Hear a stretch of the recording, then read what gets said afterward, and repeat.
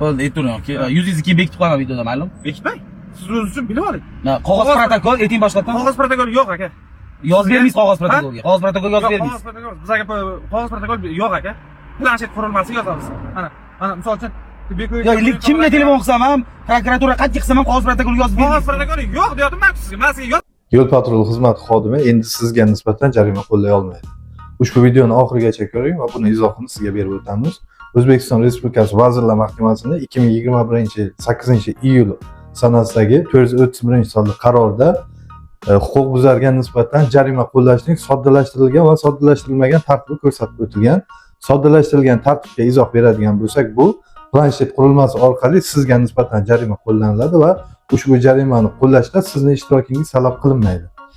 Agar siz ushbu qarorni 27-bandiga muvofiq soddalashtirilmagan tartibda menga nisbatan jarima qo'llashingizni so'rayman desangiz, YPX xodimi sizga nisbatan jarimani faqatgina qog'oz protokol yordamida tuzishga majbur bo'ladi.